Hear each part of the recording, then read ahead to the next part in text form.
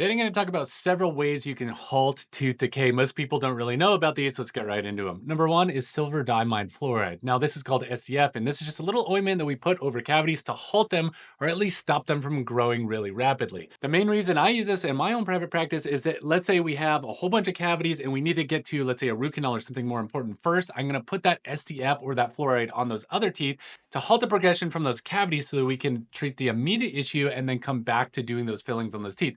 Now, if you have a deep cavity, you need to get a filling, root canal, crown, you need to get some extensive dental work, but this is a great way to actually just paint this over the tooth and it's gonna halt the cavity. Some dentists even swear that it's actually going to save the cavity and halt it 100%. According to the American Dental Association, here's exactly what they have to say about SDF. Evidence shows that 38% SDF can be a great non-invasive treatment for halting the progression of cavities. So how does this work? We basically take this expensive little bottle of fluoride and we just paint it on the tooth and the cavity is halted. Now the only downside to this is it's going to make the tooth really, really dark once you put it on there. It's going to discolor even more, and a lot of people don't like that. So if it's on your front teeth, it's going to discolor them just even more than it already does.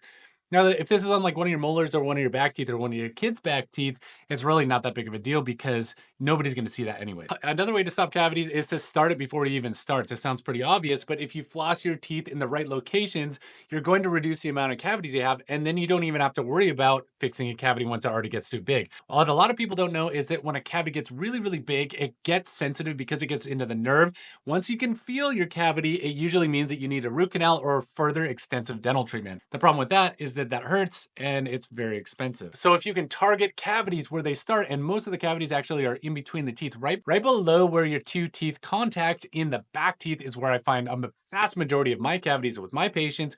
And if you can target those areas and make sure those are squeaky clean every day, you don't even have to worry about the next few steps because you don't even have any cavities because you've stopped it before it's even started. Another way to reverse cavities is to reverse them once they're incipiencies. And stick with me here because there's all these different theories on whether you can reverse a cavity or not. In essence, once a cavity is progressed into the dentin, which is like the inner layer of the tooth, you cannot reverse a cavity. You can only reverse a cavity in the incipiency stage. Now, an incipiency is basically like a baby cavity or a cavity that's very, very small. And it's only got it's only progressed into the enamel, which is a really thick, hard, and dense layer of your tooth structure, and it's only gone in maybe a third of the way, maybe even at most a half of the way into the enamel.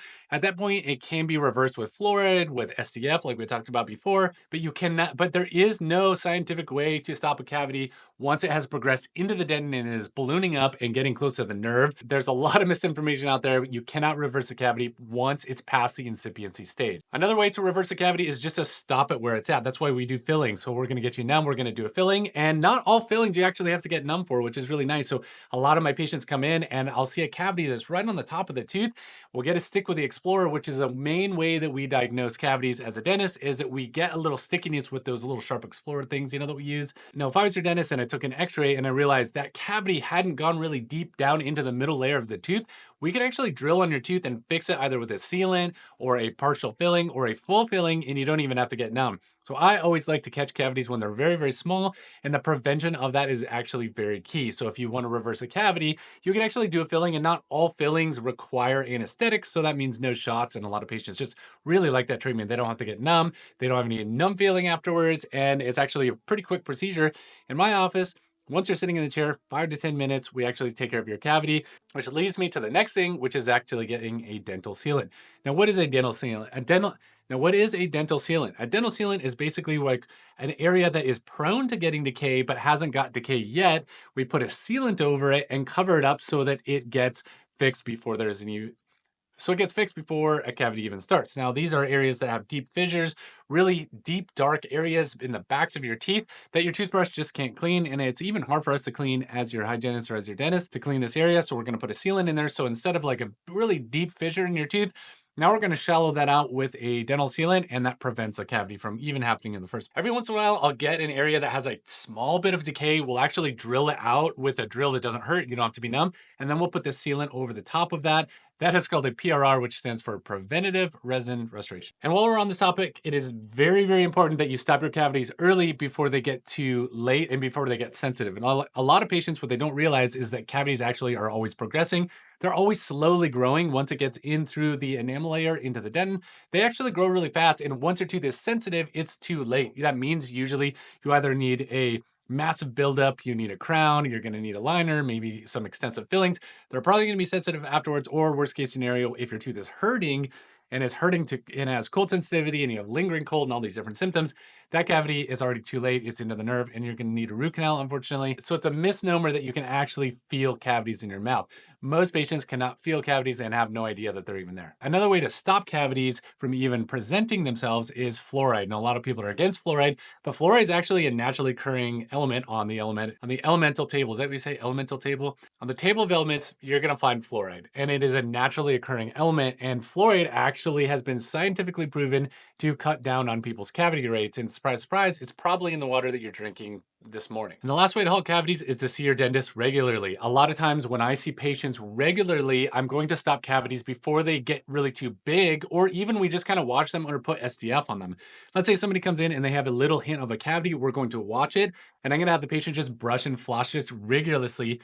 So let's say somebody comes in, let's say you're my patient and you come in and you have just a hint of a cavity somewhere that looks suspicious. I'm going to watch it. We're going to be really aggressive with taking x-rays and monitoring that area and make sure you keep it really, really clean. Also, during your cleaning, we're going to make sure it is squeaky clean so that you have no risk of that cavity getting bigger.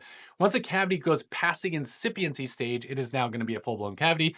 It is going to be at risk of needing a filling and then later a root canal, maybe later pulling the tooth. So it's very, very expensive, and extensive dental work is going to be needed in the future if you don't fix it right away. So routine visits is so important because a lot of times I see areas that are of concern and that we can watch those and stop them before we have to do any dental treatment. As a side note, dentists don't want to find things on your x-rays. We don't want to just find more dental work to do. We don't generally like doing lots of fillings, getting patients numb. If you come in and you have no cavities, that is the goal. We want you to have no cavities and we don't want to be doing fillings on you. So we are not trying to find work to do, and we're not trying to find ways. In fact, most dentists are trying to find ways for you to not get cavities, like me making this video. Another reason for coming to your dentist and having routine visits at your dentist is that we can watch things. Sometimes I'll take an x-ray and I can't decide is that a cavity or not. I can't feel in there in between your teeth and see if it is an actual cavity or not. If it is an actual cavity, of course, we're going to fill it, but sometimes I can't tell. So what I'm going to do is I'm going to tell you to floss the heck out of that thing, and I'm going to tell you to make sure you're taking care of your teeth. But in 6 months, maybe I'll take an additional non-routine x-ray just to make sure that it's not progressing. And if it is, we can catch it early. And if it is not, then you're doing your homework and it is an incipiency and it can be reversed with fluoride and flossing. The only time that I've had problems with patients that have come to me that have really deep decay that has gone into the nerve is because they have skipped seeing me for 6 months, a year, 2 years, and they come in and I'm like, how does this happen? I don't have a lot of patients in my own private practice that come to me with toothaches, with major dental problems, because we always stop them before it becomes a major problem. And that's simply because the patients come to me on a 6-month basis. I'm seeing them every 6 months. My hygienist is seeing them. My assistant is seeing them. And we're keeping close tabs on those and making sure that they don't progress. I always like to prevent things from happening. And if I do have to do a filling or any dental work, it's always less expensive, less dramatic, and less sensitive if we do it when it is very, very small. A small filling has a less chance of being sensitive than a bigger filling. Once you get these big cavities that go into the nerve, those are usually because my patients have skipped from seeing me. Maybe it's been a year, they've changed insurances, they moved, they came back, they went to go see another dentist that didn't like them and they came back. This happened a few times, and it's because I haven't seen them on a routine visit. So seeing a dentist every 6 months is going to be your best bet on preventing cavities and catching them when they're small and cutting down on your dental bills. It's just overall a good thing, even if you have to pay out of pocket and your insurance isn't covering this. So there you go, bunch of different ways how to stop cavities from growing, getting bigger, becoming root canals. And hopefully you learned a lot from this. I'm just a dentist, and thank you for watching.